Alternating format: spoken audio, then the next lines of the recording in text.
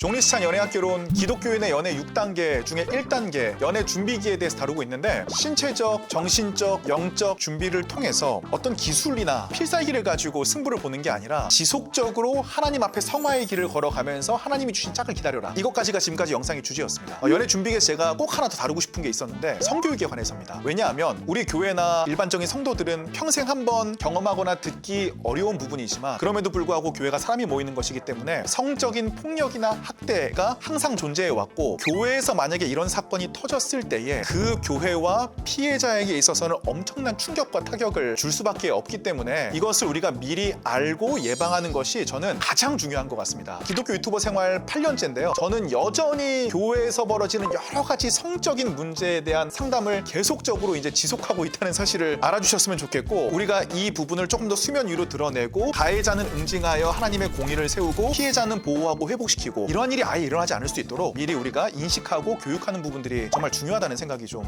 듭니다. 성적인 문제가 터졌을 때 교회와 우리가 취할 수 있는 7가지 대비책에 대해서 좀 설명을 해보도록 하겠습니다. 교회 내 성적인 사건이 일어났을 때에 아직은 증거가 없다고 하더라도 그것을 이제 유익 있게 듣고, 만약에 그것이 형사처벌에 관련된 문제라면 교회가 그것을 먼저 치리하고 판단하는 것도 중요하지만, 일단은 최고 리더에게 보고한 다음에 국가기관의 도움을 받는 것이 굉장히 중요한 것 같습니다. 교회에서 그것을 자체적으로 자료를 조사하거나 증거를 조사하려고 하다가 시기를 놓치거나 피해자가 오롯이 이제 피해자로서 남는 경우들이 상당히 꽤 많기 때문에 그 지점은 굉장히 중요한 지점이라고 생각이 듭니다. 저의 경우에도 피해자분들이 증거를 가지고 있으셨기 때문에 교회를 설득할 수 있었던 경우가 굉장히 많이 있습니다. 성적인 폭력이라고 하는 게 약한 사람이 강한 사람에게 폭력을 가하지는 못하잖아요. 교회에서 어느 정도 지위가 있고 권력이 있는 사람에 의해서 그 과정들이 이루어질 수 있기 때문에 교회에서 신뢰를 얻었던 사람의 입장으로 팔이 기울어질 수밖에 없다는 것을 우리가 기억하면 쉽겠죠. 그래서 한국에도 해바라기 센터라든가 여러 여성단체들이 의료적 도움과 상담을 제공을 하고 있으니까 그 부분으로 빠르게 상담을 해보시는 것도 굉장히 좋을 것 같습니다. 제가 너무 처음부터 이제 깊숙하게 얘기를 드렸는데, 이러한 사건이 밝혀졌을 때 정말 교회가 교회다우려면 하나님의 공의와 사랑이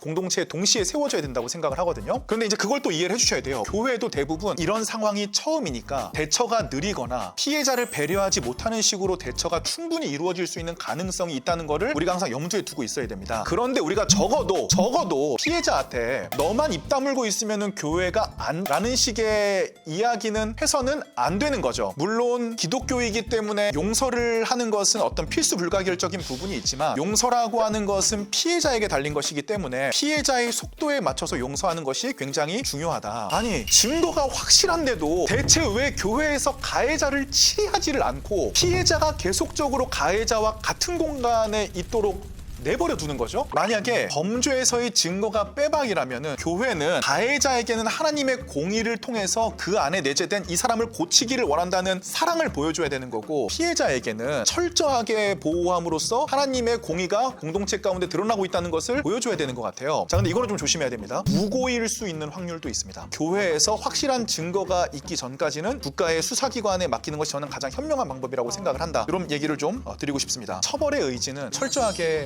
피해자에게 맡기는 것이 중요하다는 거예요. 합의를 보고자 하는 마음이 없어요. 교회를 보호한다는 명목하에 피해자에게 의견을 묻지 않고 상호간에 합의를 해서 이걸 해결하는 경우들이 너무나 많이 있습니다. 이럴 경우에 피해자는 상처를 준 사람이 아무런 처벌도 받지 않고 계속적으로 세상을 살아가고 있다는 데에 대한 공의가 이루어지지 않는 그 상처 속에서 괴로워하게 되거든요. 이거는 진짜 말씀을 드리고 싶었던 건데, 도덕적으로, 형사적으로 성적인 범죄를 한 사역자분이 계시다면 그분 좀 사역 못하게 좀 내려놓게 좀 했으면 좋겠습니다. 목회자에 의해서 벌어진 성적인 사건인데 교회 내에서 이것을 은폐하고 그 목회자를 외국으로 유학을 보내거나 하는 경우들이 얼마나 많은지 몰라요. 이번에 내가 그렇게 큰 범죄를 저질렀는데 교회에서 알아서 덮어주네? 그러면 갔다 와서 공부한 다음에 또 더 큰 범죄 저질러야지, 이런 생각이 그 마음속에 있지 않겠어요? 한국 교회가 예수 그리스도께서 용서라고 하셨던 그 마인드를 우리가 너무 쉽게 그거를 이제 마음을 갖는 것 같아요. 하지만 그분이 잘못한 그 부분에 대해서는 본인이 직접 사과하거나 용서를 구하지 않으면은 그것을 우리는 절대로 용서할 용서할 수 없는 어떤 부분들이 있는 것이고, 용서를 구하지 않으면 일반 예배자로는 하나님께 설 수 있을지 몰라도 목회자나 전문 사역자로는 청중들 앞에 설 수가 없다는 사실을 잘 인식을 해야 되는 것이고, 우리가 사건이 벌어진 건 할 수 없지만 이 사건을 해결하는 과정에서는 적어도 하나님의 나라를 구현하기 위한 노력을 해야 된다. 저는 이렇게 생각을 하고 있습니다. 범죄 사건이기 때문에 피해자의 사건과 신분이 노출되지 않을 수 있도록 리더십에서 피해자를 확실히 보호하고, 아직 사건이 완전히 종결이 나기 전까지는 가해자 또한 인권이 있기 때문에 가해자라는 것이 확실히 밝혀지기 이전에는 신상과 어떤 사건도 철저하게 비밀로 붙여줄 필요가 있다. 야, 너랑 친하니까 너한테만 얘기해줄게. 사실 이런 일이 있었어. 내 입 밖으로 이야기가 나가는 순간에 이건 더 이상 이제 비밀이 아니게 됩니다. 나에게 이야기를 전달받은 사람은 또 가장 친한 친구분에게 사실 이런 일이 있었어 또 전달을 하게 되고, 그래서 리더십에서도 입이 무거운 게 정말 중요하겠다. 일단